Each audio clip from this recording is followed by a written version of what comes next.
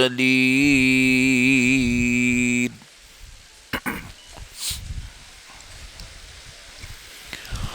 وعلى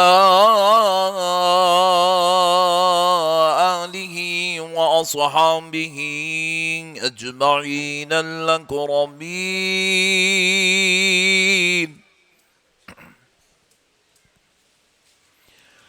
أشهد أن لا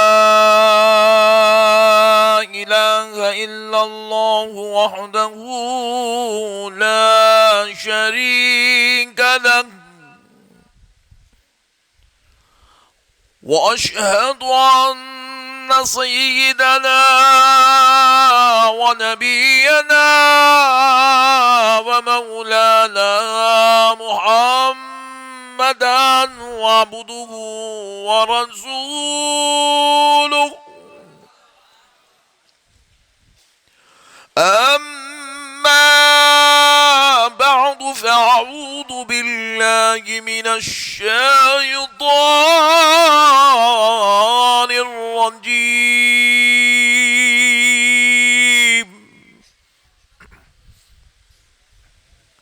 بسم الله الرحمن الرحيم.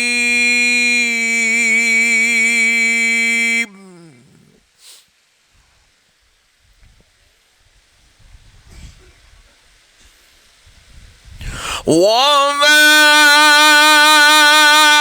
أرسلناك إلا رحمة للعالمين.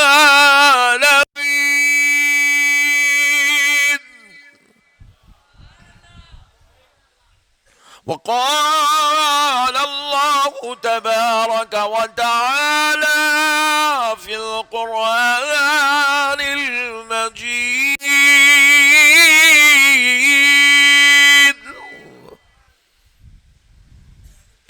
ولسوف يعطيك ربك فترضى.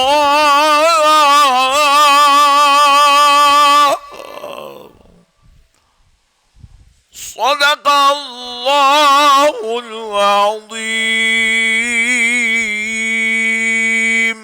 وبلغنا رسوله النبي الكريم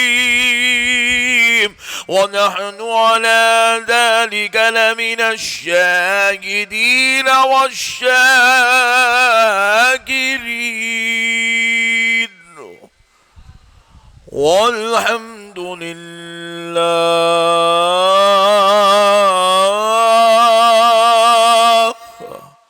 والحمد لله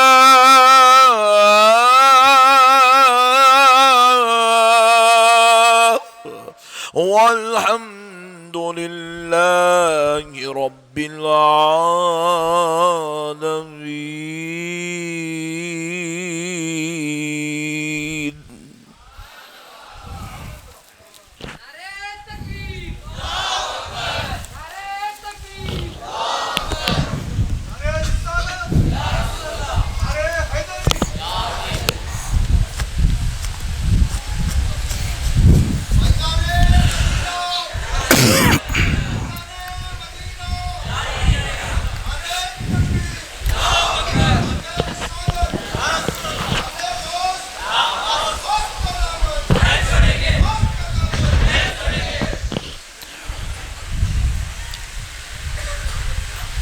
اللہ تبارک و تعالیٰ کا بہت بڑا احسان عظیم ہے اور اس کے پیارے حبیب رحمۃ للعالمین صلی اللہ علیہ وآلہ وصحبہ وسلم کی لطف عنایت ہے کہ آج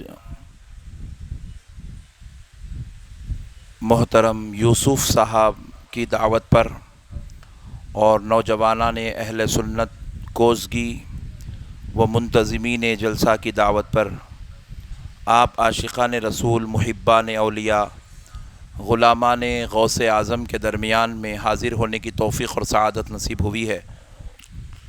اللہ تبارک و تعالیٰ کا جتنا بھی شکر بجا لائیں کم ہیں کہ پروردگار نے اس بابرکت اور روح پرور ایمان کو تازہ کرنے والی، قرب رسول اور عرفان الہی دلانے والی مجلس میں حاضر ہونے کی توفیق اور سعادت نصیب فرمائی ہے۔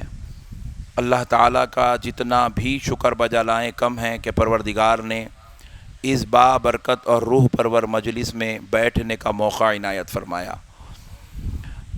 الحمدللہ آج آپ کو اپنی آنکھوں سے اللہ رب العزت کے نیک اور محبوب بندے آل نبی، اولاد علی، مشائخین اعظام کے مبارک چہروں کی زیارت کا بھی شرف نصیب ہو رہا ہے، جس میں قابل ذکر سرپرست و صدر جلسہ محترم المقام الحاج حضرت سید تقی بابا صاحب، نوجوان صالح متقی پرہیزگار، جو آج کے ہمارے جلسے کی صدارت فرما رہے ہیں، اور نہ صرف کرناٹک و آندھرا پردیش بلکہ ہندوستان کے بڑے بڑے اکابر اولیاء اللہ میں جس بزرگ کامل کا ذکر کیا جاتا ہے، حضور سیدنا چندہ حسینی صاحب قبلہ علیہ الرحمۃ والرضوان، اس خان وادہ بابرکت اور عظیم المرتبت شخصیت محترم سجادہ صاحب قبلہ بھی یہاں پر جلوہ افروز ہیں، اور دیگر بڑی عظمت والی بارگاہوں کے مشائخ و سجادہ بھی یہاں پر موجود ہیں۔ اور پھر دوسری صف میں، اسٹیج کی دوسری صف میں محبوب نگر، کوزگی، پرگی، چیوڑلہ، وقار آباد کی بابرکت معتبر شخصیات بھی، عظیم المرتبت لوگ بھی الحمدللہ دانشوران قوم و ملت بھی موجود ہیں، اور علماء اکرام کا ایک عظیم مجموعہ، خطباء اعظام، نعت خواں حضرات، دانشوران قوم و ملت کی ایک عظیم صفیں یہاں پر بندھی ہوئی ہیں۔ اور مجھے ابھی نوجوانوں نے اطلاع دی ہے کہ آج کے اس جلسے میں محبوب نگر، جو کم و بیش 50 کلومیٹر یہاں سے دور ہے، اور پرگی، وقار آباد، چیوڑلہ اور دیگر مقامات سے عاشقان رسول، محبان اولیاء، غلامان غوث اعظم و غریب نواز آج کی اس روح پرور بابرکت مجلس میں اللہ کا فضل، اس کے حبیب کی نالین کا صدقہ اور غوث پاک کا فیضان لوٹنے کے لیے حاضر ہوئے ہیں۔ اور ابھی اسٹیج پر بیٹھنے کے بعد یہ اطلاع دی گئی کہ کم و بیش 5000 خواتین بھی آج کے اس جلسے میں حاضر ہیں، اور آپ حضرات تو اتنے زیادہ تعداد میں ہیں کہ میں جب سے سوچ رہا ہوں آپ کتنے ہزار ہیں۔ انشاءاللہ کل پیپر میں نیوز دیکھ لے کے انشاءاللہ بعد میں بول دیتا ہوں۔ پیارے بزرگ اور دوستو، اللہ تعالیٰ آپ کی اور ہماری اس محبت کو سلامت رکھے۔ اللہ آپ کے اور ہمارے اس محبت رسول کے پیغام کو تا قیامت زندہ و تابندہ رکھے۔ میں ہمارے پرگی کے نذیر صاحب، جو ہمارے بزرگ دوسری صف میں بیٹھے، ان سے پوچھا کہ بھائی آخر بلا تو رہے ہو لیکن عنوان کیا ہے، کس عنوان پر مجھے خطاب کرنا ہے؟ تو انہوں نے کہا کہ حضرت 8 دن پہلے وائرس جمع ہوا، آپ کو اینٹی وائرس کا کام کرنا ہے۔ تو میں بولا واہ ماشاءاللہ، اینٹی وائرس ہم کو بننا ہے انشاءاللہ۔ تو پیارے بزرگوں اور دوستو، کوشش کرتے ہیں اللہ تبارک و تعالیٰ کے فضل کو حاصل کرتے ہوئے، اس کے حبیب کی نالین کا فیضان حاصل کرتے ہوئے انشاءاللہ تعالیٰ جو بھی گندگیاں، برائیاں، گستاخ رسول پھیلاتے ہیں، اور اللہ تبارک و تعالیٰ کے فضل سے اللہ تعالیٰ اپنے بندوں سے کام لیتا ہے کہ وہ گندگیوں کو دھوتے ہیں۔ دیکھیے، ڈاکٹر جب پیدا ہوتا ہے جب بیماری پیدا ہوتی ہے نا بھائی؟ ایڈز پہلے آیا، ڈاکٹر بعد میں آیا، بولو سبحان اللہ۔ پہلے بیماری آتی ہے تو پھر اس کے علاج کے لیے اللہ تعالیٰ طبیب کو پیدا کرتا ہے۔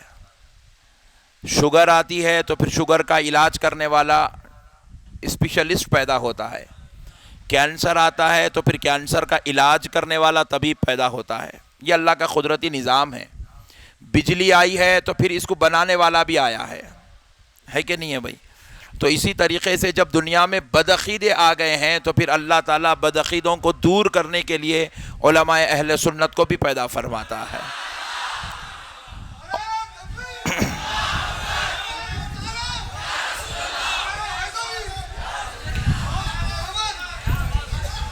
اور یہ بدعقیدگی کا جو ماحول ہے یہ کوئی 14ویں صدی میں پیدا نہیں ہوا ہے. اگر آپ ایسا سوچ رہے ہیں کہ یہ 25 سال سے چل رہا ہے، 100 سال سے چل رہا ہے، 150 سال سے چل رہا ہے، تو یہ آپ کی غلط فہمی ہے. یہ 1400 سال سے چل رہا ہے. کب سے چل رہا ہے؟ 1400 سال سے. یہ الگ بات ہے کہ ہر صدی میں ان کا روپ بدلتا ہے، رنگ بدلتا ہے، صورت بدلتی ہے، مگر گندگی تو سینوں میں وہی رکھی ہوئی ہوتی ہے. کبھی یہ بدعقیدگی کا چولا پہن کر ابو جہل پیدا ہوتا ہے، تو کبھی یہ بدعقیدگی کا چولا پہن کر یزید پیدا ہوتا ہے، کبھی یہ بدعقیدگی کا چولا پہن کر شمر پیدا ہوتا ہے، کبھی یہ بدعقیدگی کا چولا پہن کر کوئی سلفی پیدا ہوتا ہے، کوئی بدعقیدہ وہابی پیدا ہوتا ہے. تو اللہ تبارک و تعالی ہر دور میں ان کا علاج کرنے کے لیے اپنے محبوبوں کو پیدا فرماتا ہے. اللہ تعالیٰ ہر دور میں ان کا علاج کرنے کے لیے اپنے محبوبوں کو پیدا کرتا ہے. مگر قابل غور بات یہ ہے کہ بدعقیدے ہزاروں آ گئے، ہزاروں چلے گئے، سینکڑوں جماعتیں آئیں، سینکڑوں جماعتیں چلے گئی. سرکار غوث اعظم نے غنیت الطالبین میں اپنے زمانے کے جو 73 فرقوں کا ذکر کیا، اس میں سے صرف ایک فرقہ آج ہے جس کا نام اہل سنت ہے. باقی کے 72 فرقے ختم ہو چکے ہیں. سرکار غریب نواز کا دور آیا تو پھر دوسرے 72 پیدا ہوئے، مگر اہل سنت تب بھی تھی. مولا علی کا دور آیا تو تب بھی 72 فرقے تھے، مگر اہل سنت تب بھی تھی. پیارے بزرگ اور دوستو، بانی جامعہ امام انوار اللہ فاروقی کا دور آیا تو پھر 72 فرقے آئے، مگر اہل سنت تب بھی تھی. پھر 100 سال 150 سال گزر گئے، اب 72 فرقے اب بھی ہیں، مگر پھر بدل جائیں گے. اہل سنت کل بھی تھی، اہل سنت آج بھی ہے، اہل سنت قیامت تک رہے گی.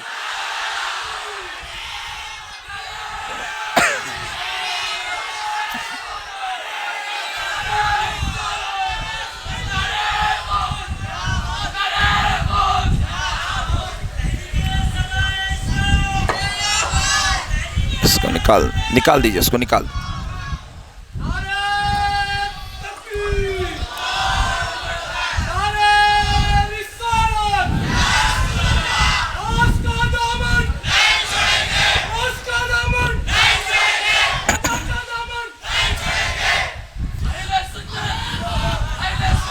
پیارے نوجوانوں، یاد رکھو، آپ اس جماعت کے ماننے والے ہیں جس جماعت کو کسی مولوی نے نہیں بنایا، جس جماعت کو کسی عالم نے نہیں بنایا. آپ اس جماعت کے ماننے والے ہیں جس کے بانی و فاؤنڈر کا نام کوئی ملا یا حضرت جی یا شیخ صاحب یا حفظہ اللہ تعالی نہیں ہے. آپ اس جماعت کے ماننے والے ہیں جس کو بنانے والوں میں نہ عالم ہے، جس کو بنانے والوں میں نہ مولوی ہے، جس کو بنانے والوں میں نہ کوئی مفتی صاحب ہے، نہ کوئی علامہ صاحب ہے، نہ کسی ولی کی بنائی ہوئی جماعت ہے، نہ کسی خطیب کی بنائی ہوئی جماعت ہے، نہ کسی محدث کی بنائی ہوئی جماعت ہے، نہ کسی مفسر کی بنائی ہوئی جماعت ہے، نہ کسی ولی کی بنائی ہوئی جماعت ہے. آپ پوچھے حضرت پھر اہل سنت کو اگر مولویوں نے نہیں بنایا ہے، اگر عالموں نے نہیں بنایا ہے، یہ جماعت کسی ولی کی بنائی ہوئی نہیں ہے، تو پھر اہل سنت کو کس نے بنایا؟ اہل سنت کا بانی کون ہے؟ اہل سنت کا فاؤنڈر کون ہے؟ تو سن لو نوجوانوں، اہل سنت والجماعت کے بانی و فاؤنڈر کا نام محمد الرسول اللہ صلی اللہ علیہ وسلم ہے.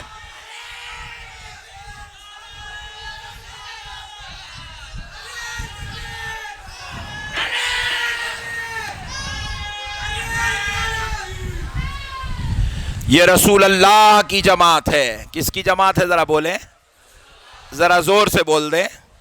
یہ رسول اللہ کی جماعت ہے، یہ رسول اللہ کی جماعت ہے. ابھی تو میں ماحول بنا رہا ہوں، تقریر شروع کرتے ہیں 5-10 منٹ کے بعد. پہلے تو آپ کا موڈ تو بن جائے کہ آپ کون ہیں. نہیں، آپ کون ہیں؟ پیارے بزرگ اور دوستو، ہم غلام مصطفیٰ ہیں، ہم غلامان مصطفیٰ ہے. یہ جو جماعت اہل سنت ہے یہ کسی مولوی یا ملا کی بنائی ہوئی جماعت یہ رسول اللہ کی جماعت ہے. بھائی ذرا ایکو کم کر دی، ایکو نکال دیجئے پلیز. پیارے بزرگ اور دوستو، یہ رسول اللہ کی جماعت ہے. اس جماعت کے بانی و فاؤنڈر کا نام محمد الرسول اللہ صلی اللہ علیہ وآلہ وسلم ہے. تو اسی لیے جتنے جماعتاں بنے نا سب ملا لوگاں بنائے سو ہے. تو ملا کی جماعت ختم ہو جاتی، رسول اللہ کی جماعت قیامت تک رہ جاتی. بات سمجھ میں آئی؟ آپ حضرات بھی اللہ کے واسطے ملا کی جماعت کے پیچھے نہیں جانا، ملا کی جماعت کے پیچھے نہیں جانا. آپ رسول اللہ کی جماعت میں چلنا. تو کیا ہوتا؟ رسول اللہ کی جماعت میں چلے تو دنیا میں بھی سرکار کا صدقہ نصیب ہوتا، خبر میں آقا کی مدد نصیب ہوتی، محشر میں نبی کی شفاعت نصیب ہوتی، اور جنت میں سرکار کی سنگت نصیب ہوتی. اگر بازو والوں کے پیچھے جائیں گے تو کہیں بھی کچھ بھی ملنے والا. ملا جی خبر میں نہیں آتے، محشر میں نہیں آتے، نہیں دیکھتے ہی بھاگ جاتے. کیونکہ ان لوگوں کا خود عقیدہ ہے کہ کوئی بھی شفاعت، ان کا خود کا عقیدہ ہے کوئی بھی شفاعت. تو پھر جو شفاعت کرائی چھ نہیں سکتا تو ویسے حولے کے پیچھے کہیں کو جانا. بھائی جانا ہے تو اس کے پیچھے جانا جو ہاتھ پکڑ کے نکالنا جانتا ہو. جانا ہو تو اس کے پیچھے جانا جو ہاتھ پکڑ کے محشر میں بچانا جانتا ہو. جانا ہو تو اس کے پیچھے جانا جو بچانا بہت دور ہے. اس کے نواسوں کا یہ کمال ہے، میدان محشر میں غلاموں کو ڈھونڈتے پھریں گے، عاشقوں کو ڈھونڈتے پھریں گے. ایک نور والی ذات ہوگی، آئے ہائے ہائے ہائے، سفید لباس پہن کر ہوگی، نور سے چمک رہی ہوگی. وہ